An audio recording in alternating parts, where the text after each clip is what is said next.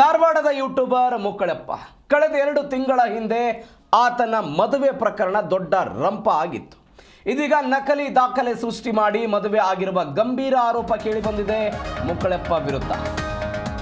ಧಾರವಾಡ ಮೂಲದ YouTuber comedy ವಿಡಿಯೋಗಳನ್ನು ಮಾಡ್ತಾ ಇದ್ದಂತಹ ಮುಕ್ಕಳಪ್ಪ ಮದುವೆ ಆಗಿದ್ರು ಹಿಂದೂ ಯುವತಿಯಲ್ಲಿ. ನಕಲಿ ದಾಖಲೆ ಸೃಷ್ಟಿ ಮಾಡಿ ಮದುವೆ ಆಗಿದ್ದಾರೆ ಎನ್ನುವಂತ ಗಂಭೀರವಾದಂಥ ಆರೋಪ ಕೇಳಿ ಬಂದಿದೆ. ಇದೀಗ ಯುವತಿಯ ತಾಯಿ ಶಿವಕ್ಕ ಹೈಕೋರ್ಟ್ ಮೆಟ್ಟಿಲೇರಿದ್ದಾರೆ.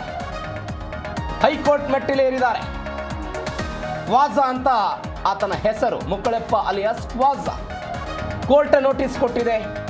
2 ಬಾರಿಯೂ ಕೂಡ ನೋಟಿಸ್ ಅನ್ನ ಸ್ವೀಕಾರ ಮಾಡಿಲ್ಲ. ಹಿಂದೂ ಯುವತಿಯನ್ನ ಮದುವೆ ಆಗಿದ್ದಾರೆ, ನಕಲಿ ದಾಖಲೆಗಳನ್ನು ಸೃಷ್ಟಿ ಮಾಡಿದ್ದಾರೆ ಎನ್ನುವಂಥ ಗಂಭೀರವಾದಂಥ ಆರೋಪ ಕೇಳಿ ಬಂದಿತ್ತು.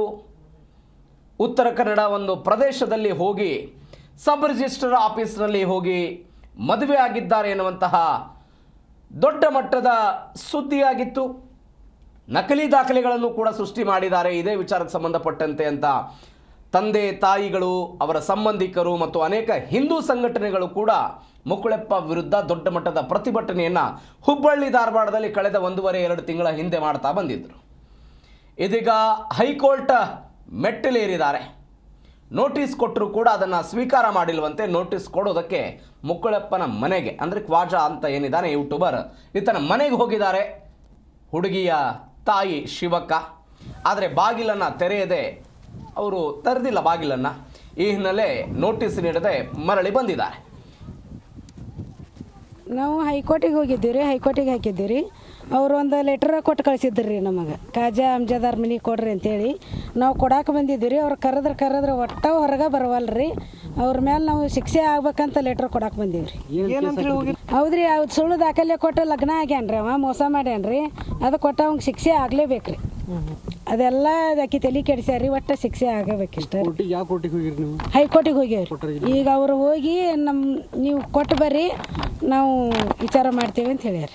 ಇದು ಪತ್ರ ಕೊಟ್ಟಾರ್ರಿ ಒಂದು. ಈಗ ಅವ್ರು ನಮಗೆ ಹೋಗಿ ನೀವೇ ಕೊಟ್ಟು ಬರ್ರಿ ಅಂತ ಕೊಟ್ಟಾರ್ರಿ. ನಾವು 3 ಸಲ ಆಯ್ತು ರೀ ಬಂದು ಹೊಂಟೆ. ಅವ್ರು ಒಟ್ಟ ಯಾರೂ ಇಸ್ಕೋವಲ್ರಿ. ಅವ್ರ ಮೇಲೆ ಶಿಕ್ಷೆ ಆಗಲೇಬೇಕ್ರಿ. ಮುಕ್ಕಳಪ್ಪ ಖಾಜಾ ಶಿರಟ್ಟಿ ಅನ್ನೋನು ಮುನಗೋಡದಲ್ಲಿ ಫೇಕ್ ಡಾಕ್ಯುಮೆಂಟ್ಸ್ ಇಟ್ಕೊಂಡು ರಿಜಿಸ್ಟರ್ ಏನಾದ, ಅದರ ಸಂಬಂಧ ನಾವು ಹುಡುಗಿಯ ತಾಯಿಯೋ ನಮ್ಮ ಹತ್ರ ಬಂದು ನಾವು ಎಲ್ಲ ಥರದ ಹೋರಾಟ ಮಾಡಿದ್ವಿ. ಇನ್ನೂ ಮುಂದೆ ಹೋರಾಟ ಮಾಡ್ತೀವಿ. ಆ ಹೈಕೋರ್ಟಿಗೆ ಹೋಗಿದೆ. ಈಗ ಹುಡುಗಿ ತಾಯಿ ಹೈಕೋರ್ಟಿಗೆ ಹೋಗಿದ್ದಾಳೆ. ಅದಕ್ಕೆ ರಿಟ್ ಪಿಟಿಷನ್ ಅಂತ ಹೇಳಿ ಹಾಕಿದ್ದೇವೆ. ಅವರು ಹುಡುಗಿ ತಾಯಿ ನೋಟಿಸ್ ತೊಗೊಂಬಂದು ಮನೆ ಕಡೆ ಬಂದರು, ಬರ್ತಾಯಿಲ್ಲ ಯಾರು.